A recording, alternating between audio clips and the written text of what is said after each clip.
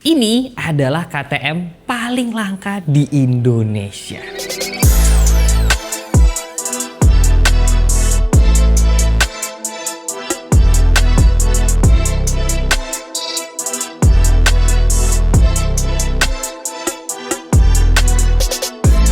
Kalau biasanya orang tahu KTM itu adalah motor terabasan. Nah, sebenarnya KTM itu juga punya motor sport kayak gini, teman-teman. Nah, yang ini adalah motor sport KTM yang paling baru dan so far ini cuma satu-satunya di Indonesia yang udah ada di jalan raya nih, teman-teman. Sebelum kita bahas motornya, gue pengen sedikit cerita tentang sejarah motor sport atau motor fairing ya dari KTM. Ngomongin motor fairing dari KTM, mungkin kalian akan langsung kepikiran KTM RC 390. Karena emang terakhir-terakhirnya KTM di Indonesia itu jualannya RC 390 atau RC 2,5. Sebuah motor fairing yang menurut gue cakep, tapi emang populasinya cukup jarang di Indonesia. Nah, di dunia pun KTM itu juga sebenarnya emang udah lama banget nggak jualan motor sport. Padahal menarik loh teman-teman, di dunia MotoGP KTM itu adalah salah satu pabrikan yang bisa dibilang cukup berprestasi lah. Bahkan waktu MotoGP Indonesia kemarin KTM tuh menduduki posisi yang oke banget finishingnya. Tapi KTM terakhir banget ngeluarin motor sport ber-cc besar itu bisa dibilang mungkin udah 10 tahun lebih. Terakhir mereka ngeluarin tuh RC8 teman-teman. Itu motor waktu itu diluncurin pun juga salah satu motor yang memang jarang banget. Di Indonesia jumlah populasinya wah mungkin nggak nyampe 10 ya kan. Dan dari tahun segitu dari RC8 muncul itu bener-bener KTM nggak pernah ngeluarin motor fairing sama sekali, kecuali yang memang yang prototype gitu yang balap doang. Tapi untuk jalan raya mereka tuh nggak pernah rilis sampai akhirnya mereka ngeluncurin ini teman-teman, KTM RC 990 ARM. Bukan cuman langka dari jumlah unitnya, motor KTM RC 990 ini itu langka juga karena kategorinya itu sangat-sangat tidak lazim di Indonesia, teman-teman. Kalau di dunia itu sebenarnya udah mulai banyak nih kategori motor sport 900cc kayak begini. Di luar tuh ada Yamaha R9, kemudian ada Panigale V2, ada FI Agusta 900, bahkan yang GSX sekarang ada GSX 8 ya kan. Nah, di Indonesia kategori motor sport 900cc berfairing itu bisa dibilang sebelumnya itu hanya dimainin sama satu model doang, Panigale V2. Nah, sekarang ada temennya nih, KTM 990. Jadi bisa dibilang di kategori ini itu cuma ada dua motor, teman-teman. Motor ini dan si Panigale V2. Nah, jadi secara kategori kalian sekarang udah bisa lihat ya. Ini motor itu sebenarnya bukan superbike, teman-teman, tapi masuk kategori super sport.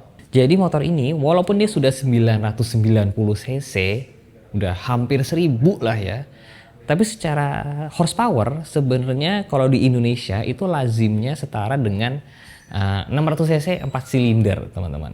Jadi motor ini nanti ketika akan gue jelasin mesinnya itu ternyata nggak beda jauh sama motor 600cc 4 silinder lainnya. Sebelum kita bahas mesin, gue pengen bahas desainnya dulu, teman-teman. KTM ya, itu adalah salah satu pabrikan yang menurut gue desainnya selalu nyentrik dan selalu keren. Dari mulai Super Duke ya kan, yang bentukan mukanya udah kayak transformer banget itu ya kan, motor terabasannya, sampai di motor fairingnya ini yang kalau dilihat secara sekilas itu bener-bener udah motor balap banget. Di depan bener-bener fairingnya hampir kayak nggak ada lampunya, padahal ada lampunya di sini, dua atas bawah ini.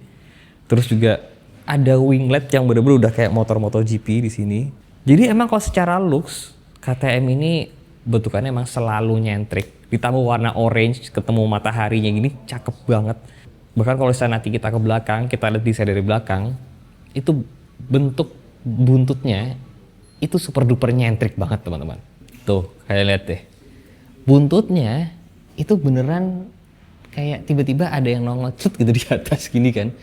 Dan ini belum pakai single seatnya, ini masih pakai jok belakang ya kan. Tapi spakbor belakangnya udah dilepas ya kan. Jadi ini bentuknya sangat-sangat sporty. Ini pabrikan Jepang ya. Ini mungkin hampir nggak akan pernah kepikiran sih bentukan desain yang kayak begini ini. Ada garis-garisnya di sini ya kan. Jadi ini secara desain KTM tuh mungkin emang buat beberapa orang perlu waktu lah untuk diserap. Tapi kalau buat gua, ini desainnya nyentrik. Udah punya motor se-eksotis ini, kalau bentukannya biasa aja juga kayak ngapain gitu kan.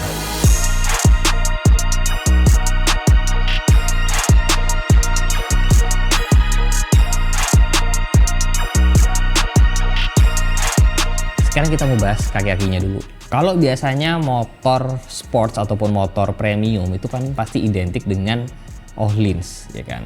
Ataupun kalau misalkan di bawahnya biasanya pakai Showa. Tapi tidak dengan KTM, teman-teman. KTM itu memang mereka kalau nggak salah punya merek ini nih, WP. Jadi semua motornya KTM itu pasti pakai WP. Bahkan sampai motor MotoGP-nya ya, KTM itu pasti pakai WP, teman-teman. Ketika pabrikan lain semuanya Öhlins, hanya KTM yang pakai WP. Dari motor KTM yang manapun, dari yang paling terjangkau sampai yang mahal kayak begini, itu pasti pakainya WP. Nah, si KTM RC 1190R ini dia menggunakan WP depan dan juga belakang, fully adjustable semuanya, walaupun memang belum electronically adjustable. Kaliper remnya tentunya sudah Brembo. Dan kalau kalian lihat, ini tipikal Brembo yang gaya baru desainnya. Itu tulisannya udah nggak di tengah kayak dulu gitu, tapi sudah geser sedikit ke samping, ya kan? Jadi kayak ter-offset gitu tulisan Brembo-nya. Ini gaya desain Brembo yang baru nih, tuh kayak begini teman-teman. Jadi kaliper sih cakep banget, tentunya udah pakai radial, 4 piston masing-masing, jadi total ada 8 piston di depan. Ban standar pakai Michelin Power Cup 2. Jujur, secara desain ini bentukannya keren banget. Ini yang biasanya orang-orang cari kan di motorsport, pakai winglet begitu. Ini wingletnya sih dapat banget. Di sini, cakep banget desainnya. Motor udah se-high performance ini tentunya udah pakai steering damper. Steering dampernya apa? Ya tentunya WP lagi, ya kan? Posisinya ada di bawah sini teman-teman. Nah, jadi kalau misalkan anak-anak yang suka mau di steering damper kan emang sengaja dikasih lihat tuh steering dampernya. Tapi kalau di motor-motor sport yang udah kayak gini, kayak Ducati gitu, semuanya malah biasanya tersembunyi, gak kelihatan kayak begitu tuh teman-teman. Sebelum kita bahas mesin, kita bahas sasisnya dulu teman-teman. Nah ini sasisnya itu pakai terrace frame di sini. Nah sebenarnya kalau gue baca-baca, secara sasis itu mirip sama si Duke 1190. Walaupun secara subframe, dia tentunya berbeda teman-teman. Yang gue suka dari KTM tuh emang kinclong banget sih, lihat ya. Sasisnya warna orange gitu. Sekarang kita ngomongin mesin. KTM 990, jadi dia 990 cc, bukan 4 silinder tapi 2 silinder segaris teman-teman, inline 2 dengan konfigurasi yang crossplane. Jadi ini nanti suaranya yang udah pakai knalpot SC Project ini pasti akan seru banget. Walaupun dia udah 990 cc teman-teman, tapi seperti gue bilang tadi, dia ini masuk kategori super sport, bukan super bike. Jadi mungkin kalau di secara horsepower, dia itu horsepowernya sekitar 120-an horsepower. Nah, 120 horsepower ini kalau di Indonesia itu setaranya sama kayak Panigale V2, ya kan? Sama juga kayak ZX6. ZX6 yang baru tuh ya sekitar 120-an horsepower. Jadi tidak melulu ya selalu serta-merta cc yang lebih besar itu menghasilkan horsepower yang jauh lebih tinggi, itu tidak melulu teman-teman. Case-nya ada di sini. Kalau kemudian kalian bertanya, apa untungnya 900 cc kok tenaganya sama kayak 600? Nah, bedanya karena ini twin cylinder ya kan. Kelebihan dari twin cylinder dari cc yang lebih besar adalah torsinya. Nah, torsinya ini sekitar 70-an, yang mana kalau ZX6 itu hanya sekitar 60-an, teman-teman. 10 Nm itu kerasa. Di motor kayak begini itu kerasa. Kelebihan lainnya lagi apa? Bobot, teman-teman. Nah, ini motor enteng banget. Dengan segala cairan yang ada itu nggak nyampe 200, 190 sekian. Berat kosongnya 180. Nah, jadi dia dengan mesin yang jauh lebih compact, jauh lebih simple dibandingkan 4 silinder, dia punya kelebihan di bobotnya yang lebih enteng, teman-teman. Jadi memang ada plus minusnya nih ya. Nggak melulu yang namanya 4 silinder itu selalu lebih kencang, selalu lebih apa. Nggak melulu, teman-teman. Bisa jadi dari mesin 2 silinder kayak begini ya, itu tenaganya bisa sama, tapi torsinya bisa lebih besar, bisa lebih ringan, dan mungkin juga bisa lebih adem, teman-teman. Ada satu hal yang menarik dari KTM RC 990 ini, teman-teman. Mungkin KTM ini bisa dibilang merek yang cukup pertama nih mengadopsi approach kayak begini. Jadi motor ini tuh memang sudah dilengkapi semua teknologi yang ada. Quick shifter, wheelie, ya kan, traction control, semuanya itulah teman-teman. Ketika kalian beli ini motor ya, motornya tuh udah ada semuanya. quick shifter gitu ya sebagai contoh, itu udah ada terinstall di motornya teman-teman. Ketika kalian beli motornya, kalian dikasih waktu 1.500 km. Jadi sebelum 1.500 km, kalian tuh bisa merasakan semua ya kan fitur-fitur teknologi yang ada. Tapi ketika kalian nyentuh 1.500 km, fitur-fitur tadi semua tuh mati. Jadi kalian kayak dikasih waktu demo untuk nyobain full fitur dari motor ini. Dan kalau kalian pengen lanjut, kalian harus ke KTM dan unlock fitur-fitur tadi yang udah kalian rasakan. Mungkin sekitar belasan juta lah ya kalau di motor ini. Kalau di motor ini semuanya udah di-unlock teman-teman. Ini approach yang menurut gue menarik banget. Jadi actually kalian tuh beli motor udah full opsi, tapi kalian belum pakai cheat code-nya, belum di-unlock setelah 1.500 km teman-teman. Kayaknya cuma KTM doang nih yang ngelakuin begini. Hal yang menarik aja untuk gue sharing karena merek-merek lain belum pernah ada yang nyobain nih approach kayak begini. Kalau menurut kalian kayak gimana? Suspensi belakangnya tentunya dia sudah pakai link. Jadi ini swing armnya beda dengan Duke 990. Dia sudah 3-way adjustable, WP juga teman-teman. Yang bikin menarik adalah preloadnya itu bentukannya diputer kayak pakai putaran gitu di sebelah sini, bukan pakai ring. Jadi biasanya kalau kayak Ohlins itu kan pakai ring yang diputer. Ini pakai putaran kayak preload adjuster yang biasanya anak-anak metik pakai itu. Ini knalpotnya udah diganti pakai SC Project, jadi suaranya bisa dipastikan sangat-sangat menggelegar. Motor tentunya kalau secara fitur udah lengkap banget, udah ada quick shifter, cruise control, dan yang lebih menghebohkan lagi adalah instrumen clusternya di dashboardnya teman-teman. Kalau penasaran gimana motor 900cc KTM, kuncinya kayak begini teman-teman, ya kan? Jadi dia belum keyless, kita masukin ke sini.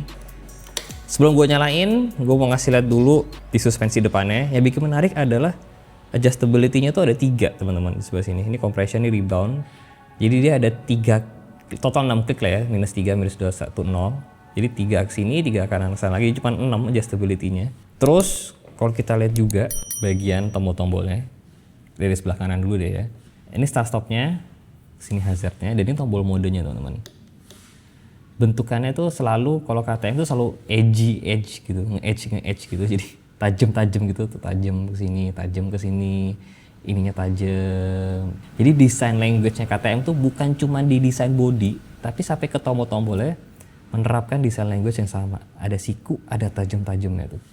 Sama juga kalau kita lihat di sebelah sini, semua tombol-tombolnya tajam-tajam. Nyiku di sini, ya kan? Nyiku di sini, ada joysticknya, ini cruise control. Tuh. Ini yang gue suka dari KTM, desain language-nya tuh selalu seirama semuanya. Yang bikin menarik adalah layarnya teman-teman. Motor ini ya motor sport, tapi layarnya itu touchscreen teman-teman. Itu dia teman-teman layarnya. Jadi layarnya beneran panjang banget, tajam banget. Dan ini seperti yang gue bilang, ini jadi touchscreen. Jadi ini bisa gue pencet di sini. Tuh. Dan kalian bisa pilih apapun yang kalian mau. Ada maps-nya, ya kan? Ada ride mode-nya, ada track, ada apa lagi? Rain, ada sport, ada street, ada track. Tuh. Jadi kita bisa pilih dari sini, teman-teman, dari touchscreen ini. Atau kalau misalkan mau di sebelah sini ada joystick yang bisa kita pakai nih. Ini gua geser, tuh. Tuh kita bisa pakai kayak gitu juga teman-teman. Kalian bisa lihat riding mode-nya banyak banget, ya kan? Ini layarnya tajam banget, dan ini kalau gue geser-geser smooth banget teman-teman. Bener-bener smooth banget. Ini kalau misalnya kita masuk ke track, yang bisa disetting banyak banget. Ini ada ABS-nya, ada MTC-nya, jadi ini mengatur biar ban belakang nggak nge-lock. Kemudian ada slip, jadi ya motor ini bisa disetting ban belakangnya nge-slipnya seberapa banyak teman-teman. Bayangin, bisa nge-slip seberapa banyak. Ada wheelie control, bisa high, bisa very high, bisa off, bisa low. Jadi motornya bisa ngatur buat kalian bakal dikasih wheelie seberapa tinggi. Kemudian ada throttle response alias gas spontannya mau seberapa. Kemudian ada juga launch controlnya, tuh tapi muncul. Launch control menu not available below 1000 km. Kemudian ada lagi quick shifter juga, ada on ada off. Jadi motor ini itu banyak banget yang bisa disetting. Bahkan kalian bisa bikin custom juga. Mau dari mana dulu base-nya, tuh. bisa disetting lagi. Terus yang bikin lucu juga adalah di sini kalau kita langsung setting, di sini ada pedal buttons. Jadi di sebelah kiri sini di bawah itu ada tombol up dan ada tombol down. Bentukannya kayak bisa ganti gigi, tapi sebenarnya ini untuk mengganti fungsi-fungsi yang bisa kita setting di situ tadi. Jadi ini bisa kita setting pedal functionnya tadi buat apa? Bisa buat wheelie control, bisa buat sleep adjuster, atau no function at all. Banyak yang bisa diatur ya di motor ini ya. Ada connectivity, ada shifter light-nya, ada come home light-nya, ada tombolnya bisa nyala seberapa terang, banyak banget. Tuh touchscreen bisa enable, bisa di disable. Ini tampilannya menarik banget karena RPM-nya ada 2 teman-teman. Dari sini ada, dari sini juga nanti ada. Di tengahnya ada giginya ya kan. Dan ini mengikuti mode aja, kalau misalkan gue ganti mode ke mode sport, tuh tampilannya langsung berubah lagi. Terus kita masuk ke mode track lagi, berubah lagi. Dan yang menarik lagi ini kalau gue scroll ke bawah, ini buat navigasi. Ada telemetrinya. Jadi ini kalau gak ada lagi di side stand kan 14 nih. Ini kalau gua tegakin, tuh berubah lagi jadi 4, ya kan? Sekarang lagi tegak nih 1 derajat. Terus ada data-datanya udah pernah dipakai seberapa jauh, odonya, fuel consumption-nya 12 km per liter, ya sama kayak mobil lah ya borosnya. Nah, twin cylinder itu RPM-nya biasanya memang tidak bisa tinggi. Kayak di sini red line-nya itu udah start di 9.000, teman-teman. Nah, kalau dibandingin dengan 4 silinder segaris, red line-nya itu biasanya bisa di 14.000.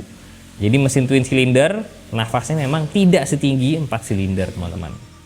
Jadi motor ini settingannya beneran sebanyak itu, teman-teman.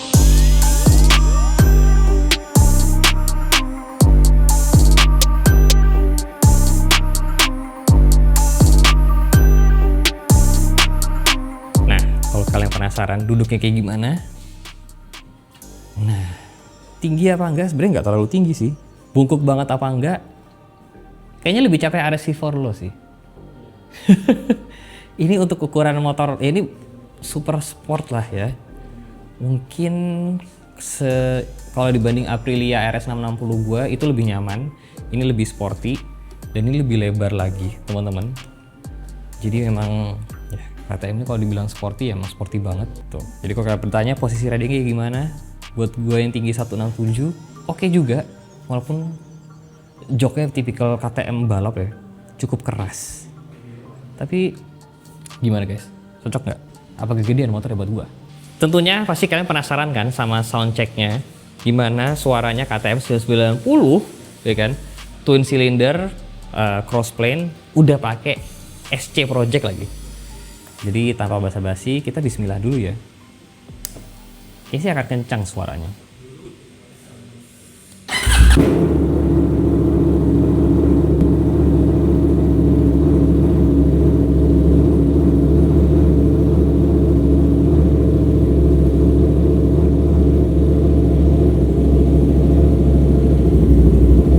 Keras ya. Masih dingin guys, masih dingin soalnya. Belum panas.